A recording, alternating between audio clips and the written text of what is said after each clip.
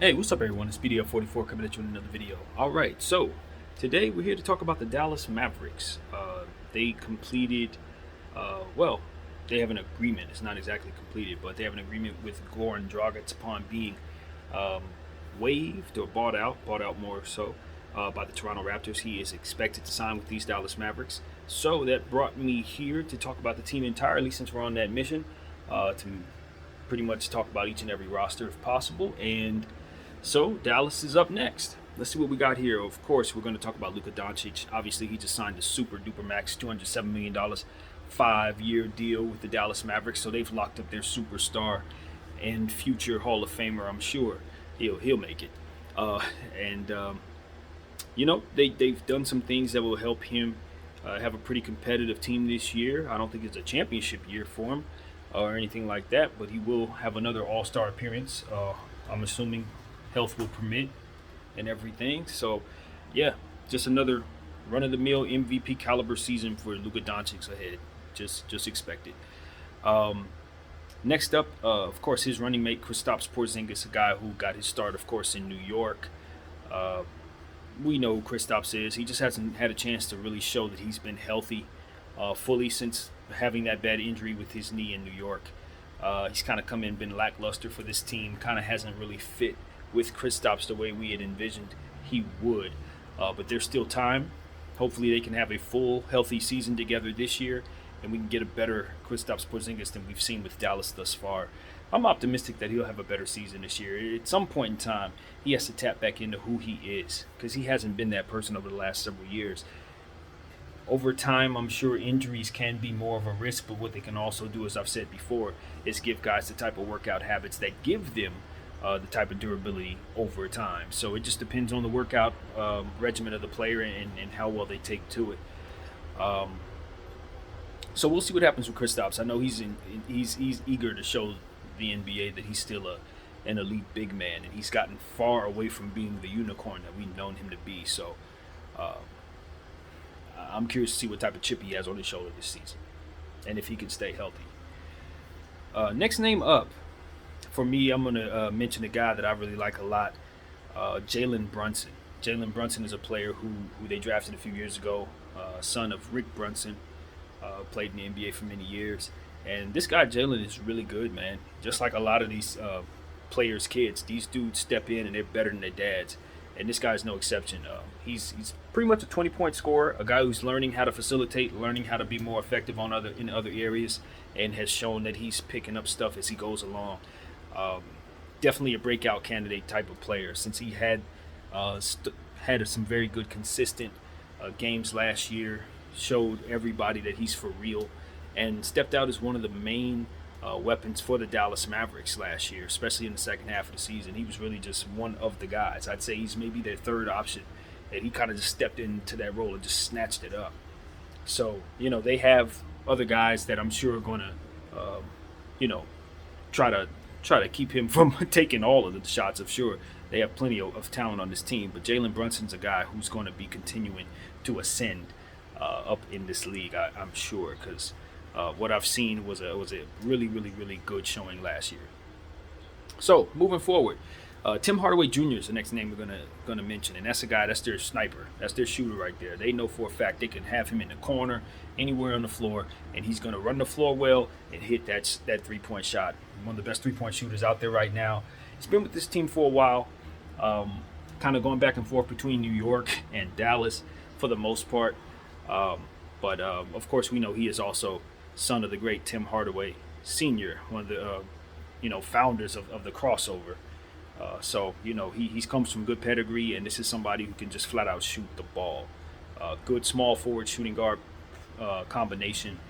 Usually comes at a price. He's up there with KCP, guys like that who tend to get paid because of their ability to shoot the ball and because of their build.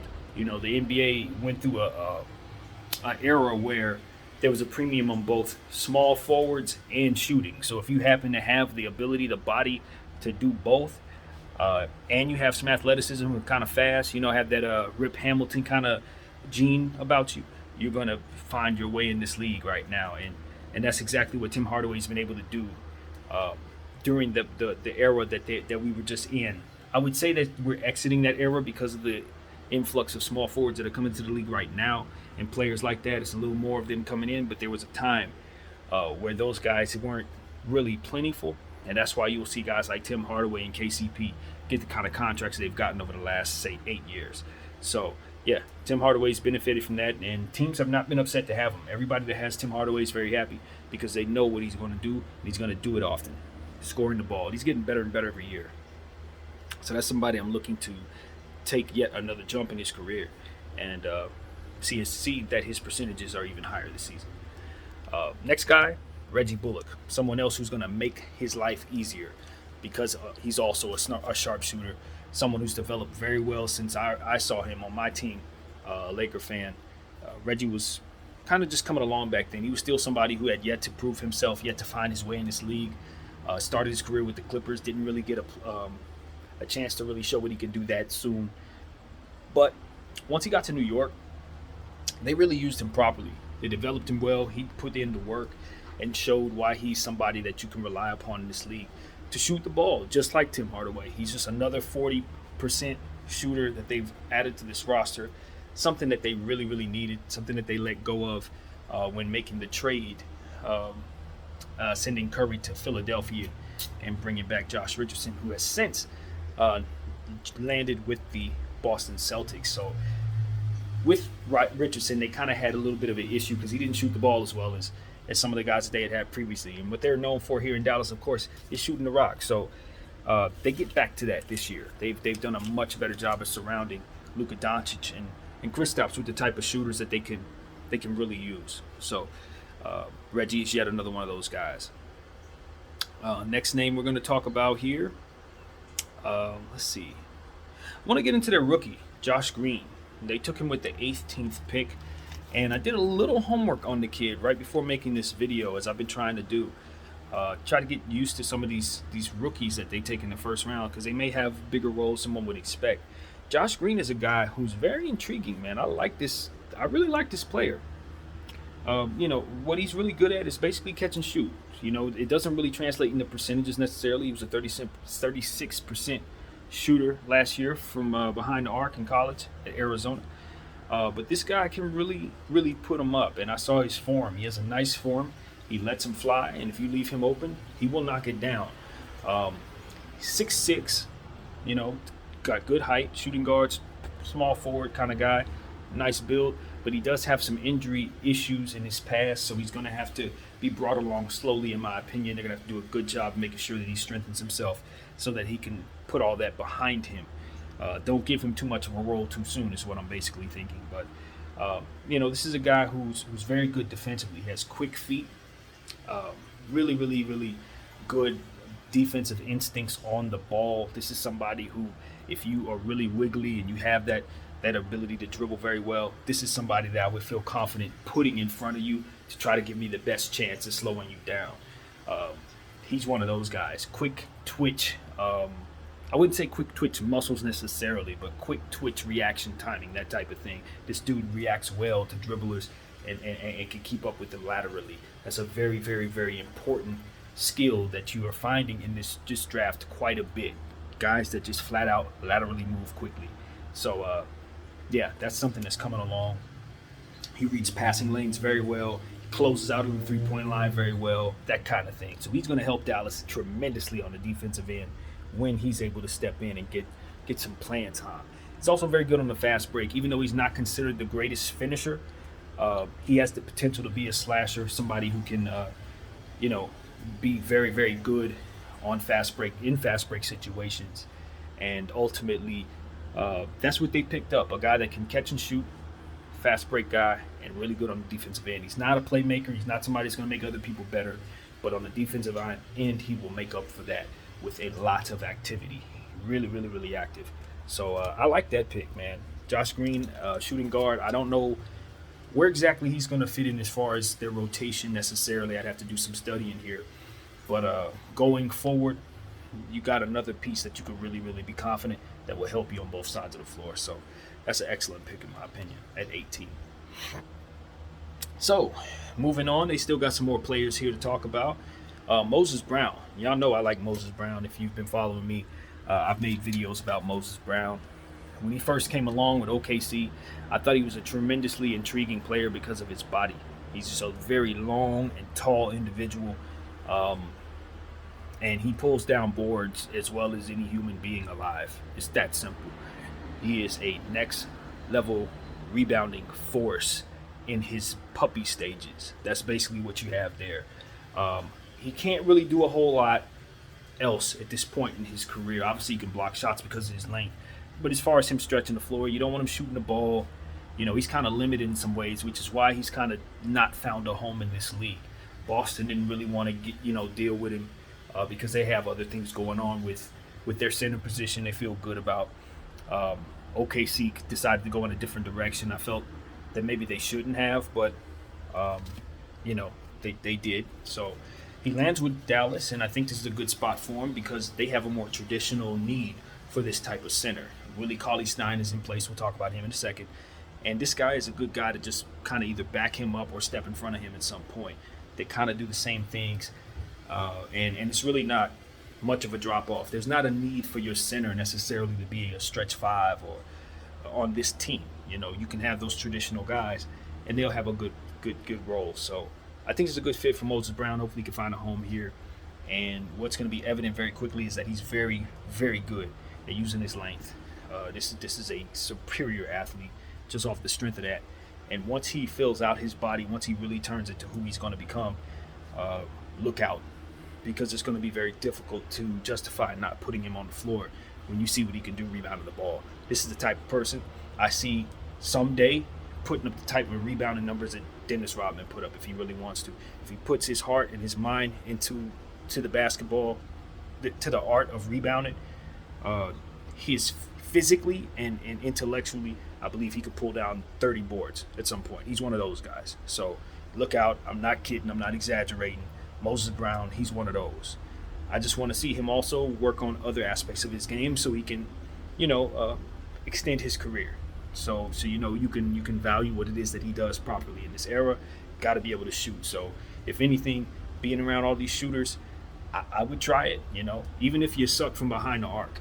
If you start now, by the time you get to where Dwight Howard is, you'll be able to hit him.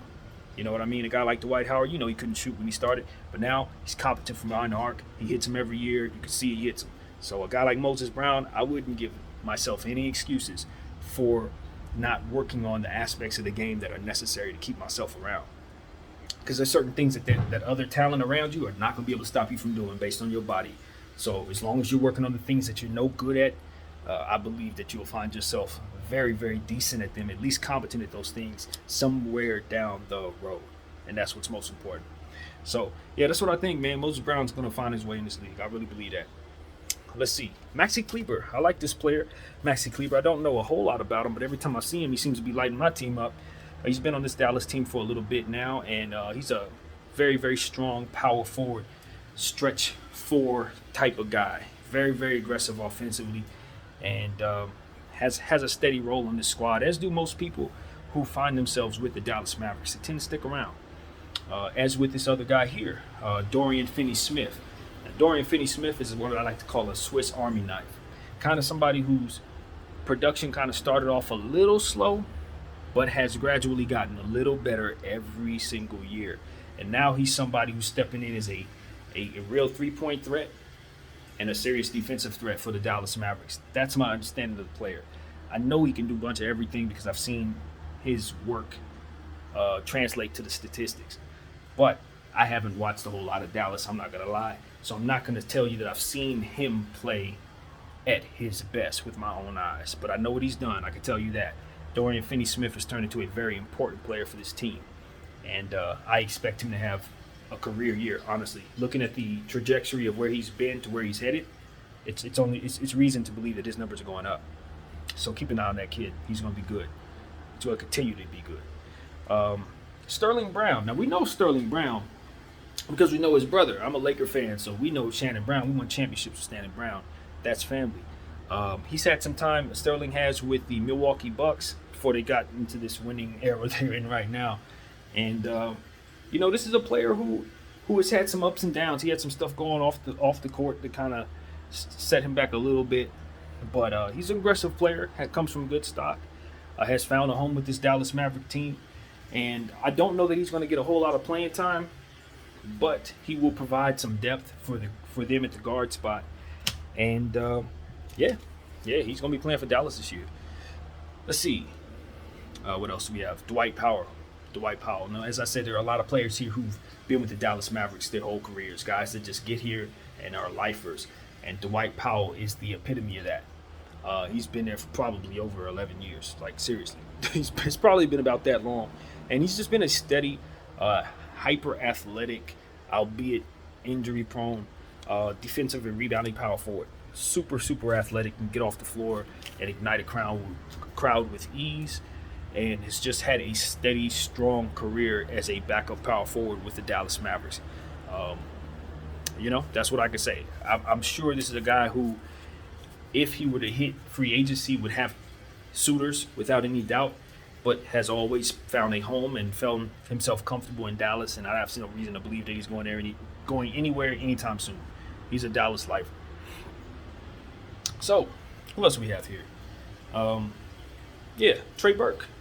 Trey Burke is on this team, and it's a player that I like. He came out of college, super, super touted, is a fantastic star-level player. Didn't quite turn into that. I think a lot of it had to do with where he landed in the league and the type of roles he was given. It's funny because I look at a guy like Trae Young, and they doubted Trae Young so much and used Trey Burke's weaknesses as a means of doing so. He was a small player. He'd probably get bumped on possessions, probably wouldn't be able to get his shot off, things like that. Those were the things that Trey Burke actually ran into when he got into the league. Just a smaller guy. But I've seen him boogie in the NBA. I've seen him do it. It's gotten to a point where he's one of those guys that's kind of caught in the back of the league on different roles. But when he steps up, he shows you why he's got game, why he's my homeboy on Facebook's favorite player, because he is ultimately a very, very deadly scorer. He has some defensive limitations and stuff because of his size, but ultimately he's a boogie guy. He's gonna dance on you. He's gonna put up shots. He's a rhythm shooter, a streaky shooter, and if he's on the back of your bench and his number gets called, do not be surprised if he goes off for 20. He's one of those guys. He's just one of these players in the league who, though he doesn't play a lot, the players around him know who he is and they respect him. They know what he can do, and they don't leave him alone. He's not one of those guys they just gonna leave in the corner and say, we don't really. Yeah. No, they're gonna defend this guy because they know what he can do. So, yeah, that's what they got. Another player, Nicolo Melli. I think he played with the Pistons. I'm not for sure familiar with Nicolo Melli, so I'm gonna have to do some homework on him. But he's on this roster. Tyrell Terry was a player they got in the second round. He is also here. And Eugene Amorui rounds off the roster. I'm not familiar with him at all. Didn't do my homework. Sorry on that one. But that is the Dallas Maverick roster. They're a decent team, man. I don't think there's any reason to feel anxious about anything if you're Dallas, to be honest with you. After reading their roster, I actually feel a lot better about them than I thought I would. The Josh Green player provides a certain level of defense that makes me feel confident that they can build upon his strengths by maybe adding more pieces to do what it is that he does. You couple that with like Dorian Finney-Smith, you got the Moses Brown player, you got Willie Cauley-Stein, Dwight Powell. Those are defensive players in key areas, and I really like that. I like that for this team because they're not a defensive team. They don't have a great deal of defense coming out of their superstars and star players, but they do have it in key areas, particularly with their bigs. So with those non-shooting bigs, you're going to be seeing your shooters. They're going to be working some inside-out stuff, I'd imagine. If they don't go small ball, you'll see some inside-out stuff. Or you'll probably see Kristaps play the 5 and see them kind of run their shooters a lot this season and just kind of leave the Willie Cauley-Steins and the Moses Browns sitting down. I can see them doing that a lot because they have so much shooting everywhere that it isn't. And Kristaps is so tall on top of that, there really isn't necessarily a need to have non-shooters on the floor unless it's just for matchup purposes. You know what I mean? They can totally get away with not ever ever having non-shooters on the floor. So it's going to be interesting to see what they do with their roster. New coaching down there now. We got Jason Kidd in place. Rick Carlisle's moving on to the Pacerland, so that's really interesting to me. But yeah, Jason Kidd, it's gonna be interesting to see what Jason does. Obviously, they've had their coach in place for years, just like Portland has. This is the first time they've gone through a coaching change in probably about 8 years. So, new coaching staff. Obviously, we know my boy Duds is down there. Eric.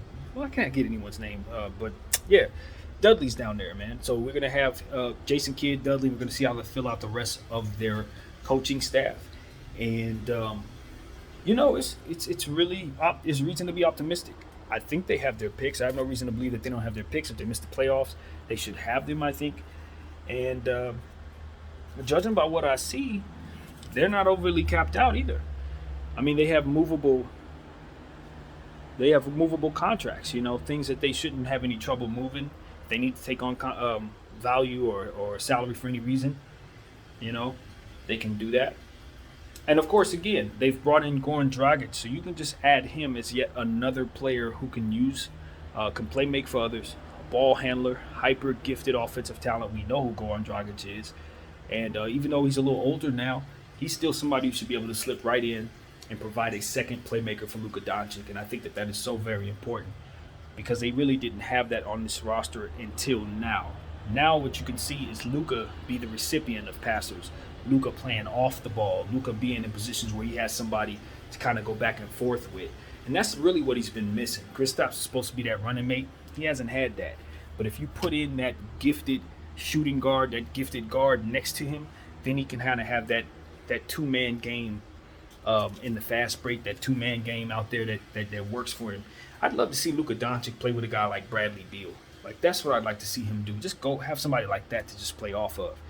And obviously Goran Dragic is not Bradley Beal, but he does provide that dynamic for me in some ways. That slashing guard, that catch-and-shoot guard, that really, really gifted guy that can play off of him. So, yeah, I'm very intrigued by that dynamic. Goran, like I said, provides another three-point shooter, so you're looking at shooting all over the floor once again for Dallas, putting them back in a position to be the Mavericks we know them to be. So this is a pretty good roster, man. I don't think they can make the playoffs because they just don't have enough oomph for my taste. I would love for them to have a more aggressively gifted center or somebody like that, like a DeAndre Ayton or Karl Anthony Towns, to make me excited about this roster. But right now, just from a competitive standpoint, they look like a fun team. They look like a fun shooting team. I wouldn't say they're going to run a lot. They do have some players that can get out in a fast break, but that's not going to be their thing.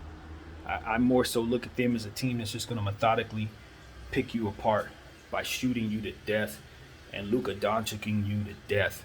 Half-court team, a lot of half-court stuff I can see them doing, but lots of three-point shots. So, yeah, I like this team. They're all right. Play-in tournament team, maybe ninth, something like that. Try to get in the play-in tournament, see what they can do for themselves. I like them in that area. It's going to be some good teams competing in that range, and they're going to be amongst those teams. That's what I think. Year one for Jason Kidd, yeah, we'll see how that goes. Sometimes there's some ups and downs with Jason Kidd as a coach, head coach. We've seen that. Had a good tenure with the Lakers. So we'll see what happens here.